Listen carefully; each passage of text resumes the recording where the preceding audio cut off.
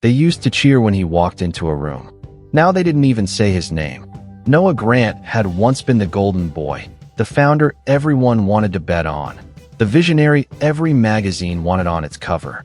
At just 27, he had built Aurora Dynamics, a clean tech startup that promised to change the future of energy with revolutionary microreactors. He was bold, brilliant, untouchable, until everything collapsed.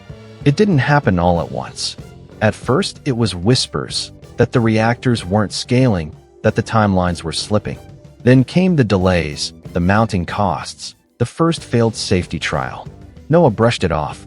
He worked harder, talked faster, made bigger promises. Then one night, a prototype overheated during a public demo. There was no explosion, just a sharp crack, smoke, and the sound of everything he had built crumbling in real time. The next day, investors fled like startled birds. Contracts vanished. Funding evaporated. Headlines turned cruel overnight. Grant's fantasy burns out, from prodigy to liability. And his team, they left one by one. The people who had once sworn they'd build the future with him quietly packed their things and slipped out the door. His co-founder didn't even look him in the eye, just left a note on his desk. "I can't go down with you." Within weeks, the company was gutted. Noah tried to save it, pitched, begged, sold what little he had left, but the current was too strong. Aurora Dynamics went under, and Noah went with it. For months, he disappeared. He sold his apartment, his car, even his furniture to pay off the scraps of debt. He rented a single-room walk-up and lived like a ghost. The phone stopped ringing. People who had once texted him every hour now avoided eye contact when they passed him on the street. The same people who had clapped the loudest were now whispering that they'd always known he wasn't ready. They rewrote him out of the story. And some nights, staring at the ceiling in the dark, he almost believed them. Maybe they were right. Maybe he wasn't meant to lead. Maybe he wasn't meant to be anything at all. Until the night he walked past the old Aurora warehouse. It was shuttered now, the logo faded, the windows dark. Rain slicked the cracked concrete like black glass. He stood at the door for a long time, then pulled a bent key from his pocket. It still fit. Inside, the air was cold and stale. Dust coated everything. He walked the empty floor where hundreds had once worked. He touched the rails where the reactor housings had glided on their tracks. He could still see them, his old team, laughing, shouting, dreaming. They had walked away, and maybe they were right too. But staring at the wreckage, Noah felt something deep and primal flicker inside him. Something stubborn, something defiant. He remembered why he had started all of this. Not to be worshipped, not to be famous, but because he wanted to give the world power that was clean, cheap, and infinite. And that dream was still here, buried under the ashes, waiting for him to dig it out. He dragged an old work table into the center of the floor, wiped the dust away, and opened his notebook. His hands shook. Then he started sketching. New designs. Simpler, safer, stronger. Not to impress anyone, not to prove anything, just to build something true. He stayed until dawn, the cold creeping into his bones, the world outside slowly brightening. Then he stood, staring at the fresh sketches sprawled across the table. He whispered into the silence. They walked away. He picked up the pencil again. "I'll rise higher than all of them." The old Aurora warehouse became his world again. No engineers, no funding, no noise. Just one man, an ocean of failure, and the faint, stubborn glow of an idea that refused to die. Noah swept the floor clean himself, hauled out the broken prototypes, dragged in a folding cot, a dented kettle, and a stack of spiral notebooks. The cavernous silence was deafening. But silence, he realized, could also be a forge. He called the new design Halo.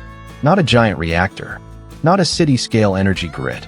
A small, self-contained micro-core the size of a backpack, designed to power a single house, school, or medical clinic with zero emissions. No investors would care about something so small. That was exactly why it could survive. He scavenged parts from scrapyards, old labs, junk electronics. Melted down wiring, cannibalized batteries, soldered by hand until his fingers blistered. Days bled into nights. Nights bled into silence. There were moments he thought he was losing his mind. He spoke to himself just to hear a voice. He forgot to eat, then ate cold soup from the can. When the prototype casing cracked in his hands for the third time, he screamed until his throat burned, then picked up the pieces and tried again. Weeks passed. Halo began to take shape, a palm-sized lattice of graphene coils suspended in a transparent housing, wrapped in a simple AI safety shell that monitored temperature, output, and fail-safes in real time. It was ugly. It looked like a glowing mechanical heart ripped out of some future machine. But it worked. One night, after 12 hours of silent calibration, Noah flipped the main switch, and the workbench lamp flickered to life. For a long time, he just sat there, staring at the light, breathing. Halo was alive, but having it wasn't enough. He needed proof. He needed someone, anyone, to see what he had built. The problem was that no one would answer his calls. The world still saw him as the reckless failure who had almost burned a city. So he went where no one else would. On the outskirts of the city was an abandoned community center, condemned years ago. Half its roof collapsed, still used as an informal shelter by a handful of families living without power. Noah showed up with Halo in a metal case and knocked on the warped front door. A weary man named Leon opened it, eyes wary. "You're Grant," Leon said slowly. "The guy who—" "Yeah," Noah cut in. "The guy who failed." "I know." Leon crossed his arms. "Why are you here?" "Because I built something better," Noah said. "And I want to power this place. Free." Leon stared at him for a long moment. Then, quietly, "If this blows up, you're explaining it to my kids." "Deal." They watched from the doorway as Noah crawled through the wrecked wiring like a ghost. For 3 days, he barely slept, connecting Halo to a battery buffer, rewiring the building by hand. He explained nothing, just worked, silently and fiercely, like a man trying to outrun his own shadow. On the third night, with the families huddled close, he flipped the breaker. The lights came on. Soft, steady, golden. Gasps filled the room. Children shrieked and clapped. Someone started crying. Noah just stood there, hands trembling, watching the light glow on their faces. Leon clapped him on the shoulder. "You said you wanted proof. You've got it." Photos spread online. Kids doing homework under bright light in a building everyone thought was dead. People were skeptical at first, then curious, then very, very interested. Requests trickled in. A small medical outpost on the coast. A rural school running on diesel. A mobile clinic serving disaster zones. Noah worked through the nights, hand-building each Halo unit, delivering them in the back of an old van. And slowly, the world began to remember his name. Not as a prodigy, not as a failure, as something far more dangerous. As someone who refused to stay buried. Money trickled in. Not much, but enough. Enough to buy better tools. Enough to hire one part-time engineer. A sharp, quiet coder named Riley who showed up one afternoon with a backpack, a grin, and no fear in her eyes. For the first time in years, the warehouse wasn't silent anymore. They worked side by side in the hum of old machines, sparks flying. Riley caught bugs Noah missed.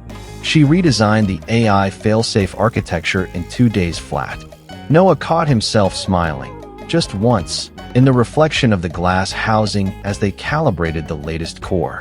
Halo was getting stronger. So was he. But success has a scent, and predators smell it. The same media outlets that had buried him now wanted interviews. Former investors who'd vanished during Aurora's collapse reappeared, full of false praise. Old rivals started warning that he was recklessly reinventing himself. And Noah could feel it, the old hunger creeping back, the drive that had destroyed him before, the need to go faster, to scale, to prove them all wrong. He sat alone one night after Riley had gone home, staring at the faint glow of Halo's coils in the dark, and he whispered to the empty room, "I can't become that man again." The shift was quiet at first, just a few more emails, a few more orders. Then it hit like a tidal wave. Within 3 months, Halo was everywhere. The coastal outpost posted a video showing their diesel generator being shut off for the last time, replaced by a glowing Halo core. The clip went viral. Then the rural school followed, kids cheering as their flickering lights turned bright and steady for the first time in years. Then the mobile clinic posted, We can refrigerate medicine now. We can save lives. The world that had abandoned Noah was suddenly obsessed with him again. The warehouse transformed. Where once there had been dust and silence, now there was chaos. Engineers hunched over circuit boards. Delivery crates stacked to the ceiling. Monitors glowed with order dashboards. The hum of soldering irons, clatter of tools, and bursts of laughter filled the air. Noah went from 1 man to 25 in 3 months. Riley led a team of coders now. New faces streamed in every week, eyes bright with the thrill of working under the man who had risen from the dead.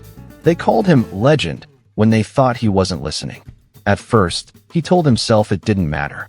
At first, it even felt good. But late at night, when the lights dimmed and the others left, Noah sat alone in his office and stared out at the city skyline. The same city that had once crowned him king, then buried him alive.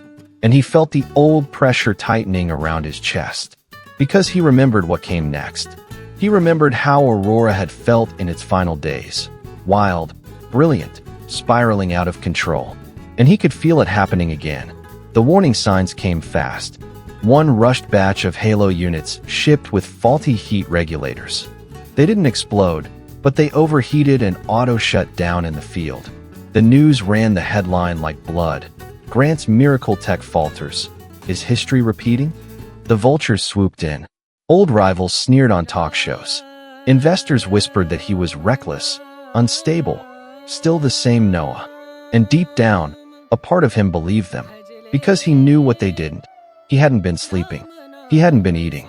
He'd been rewriting code at 3 a.m. again, fixing bugs himself because he didn't trust anyone else.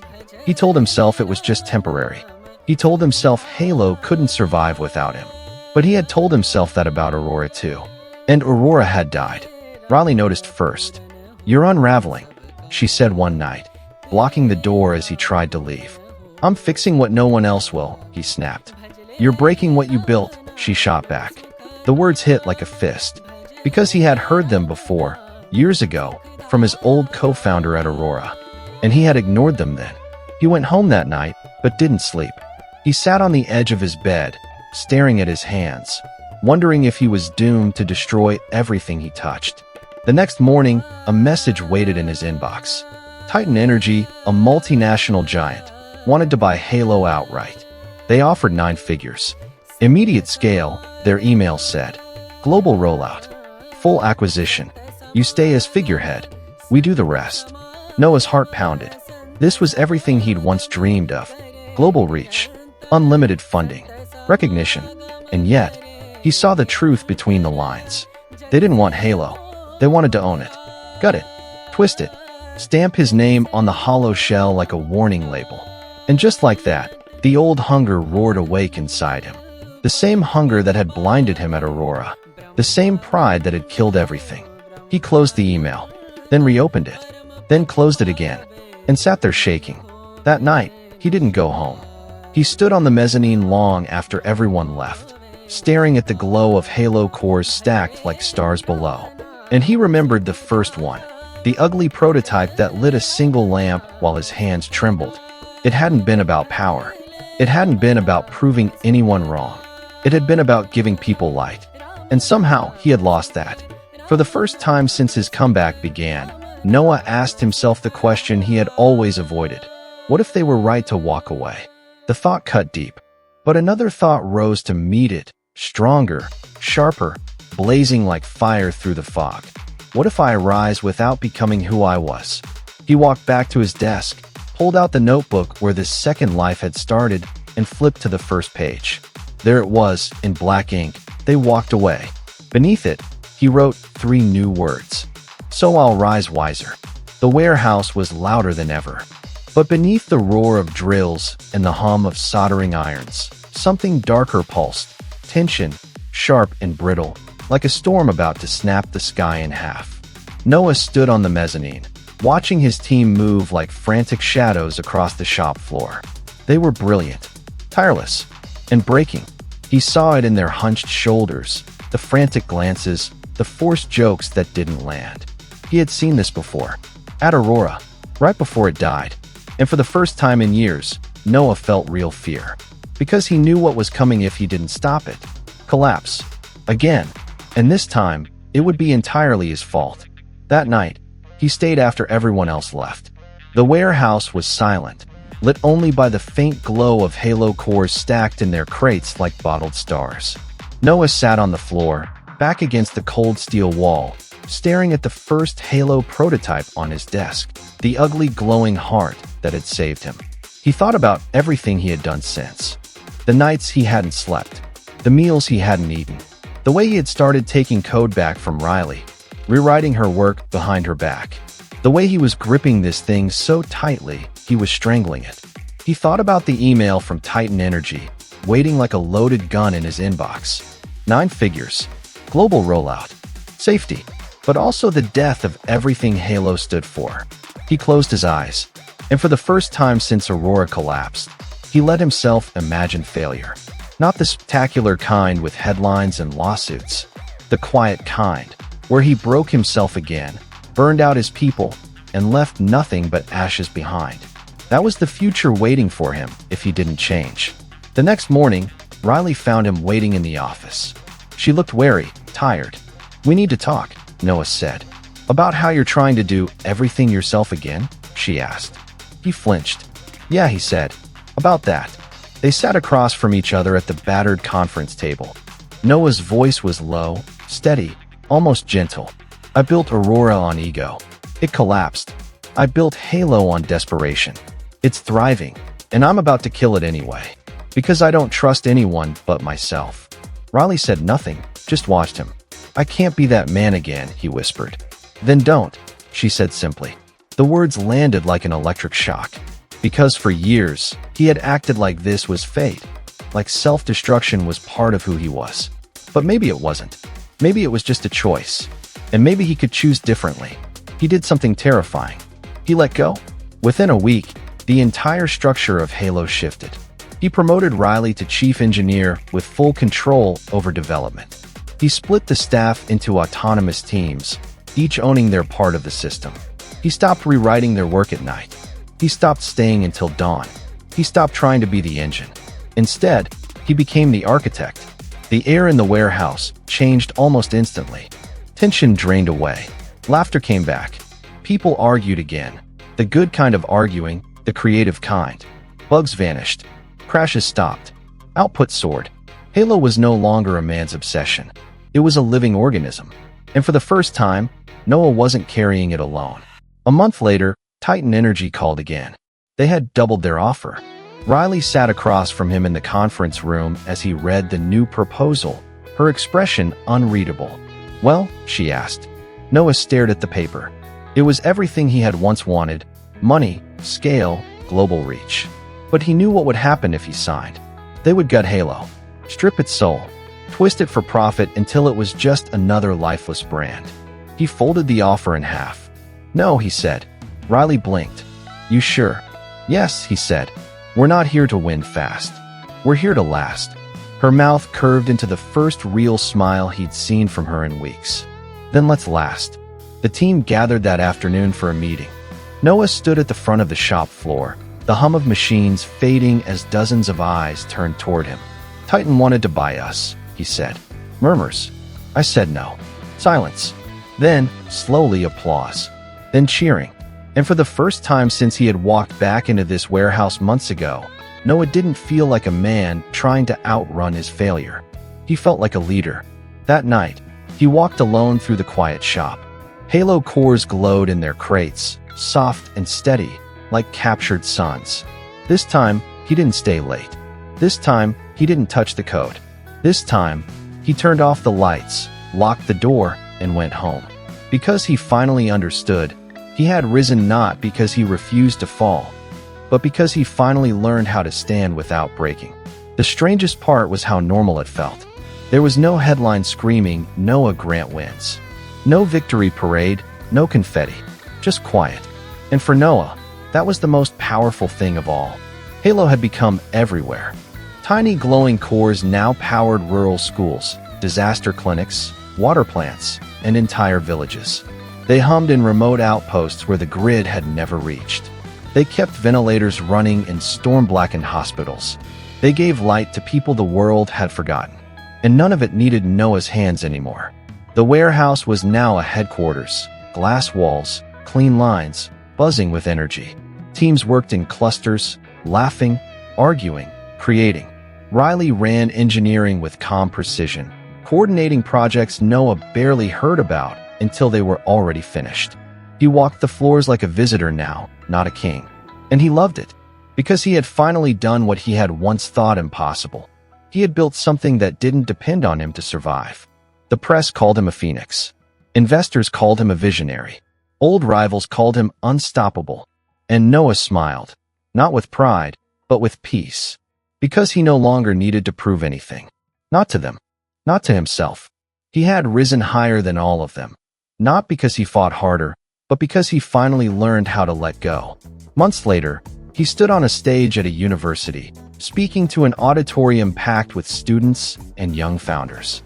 He didn't bring slides. He didn't wear a suit. He just told them the truth. He told them about the rise, the collapse, the silence. He told them about the nights when he was invisible, when the world had erased him, when everyone walked away. He told them how he sat in an empty warehouse and decided to try one more time. Not to prove anyone wrong, but to prove to himself that he wasn't done yet. The room was silent. Hundreds of students, leaning forward, holding their breath. And Noah said this: "You don't need a crowd to believe in you. You don't need applause to matter. You just have to keep showing up when they stop watching." They walked away, and that's when I began to rise. They counted me out, and that's why I became unstoppable. The applause came like thunder. He smiled faintly, stepped back from the microphone, and slipped out the side door before they could swarm him. Outside, the air was crisp. The city roared around him, the same city that had once buried him. He walked slowly, no hurry, no cameras, just a man again. And he thought about that first halo, glowing like a fragile ember on a workbench in the dark.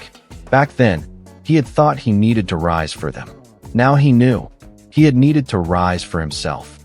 Because even if it all disappeared tomorrow, even if the company crumbled, the headlines faded, the world forgot his name, he could build again. Because he no longer feared being alone. He had been alone, and he had risen higher than all of them. And if you're hearing this, if the world has gone quiet, if the room is empty, if everyone has walked away, stay. Stay one more night. Stay one more day. Stay and build with what's left. You don't need them to believe in you yet. You just need your will. They may walk away. Rise anyway. Rise higher. Now.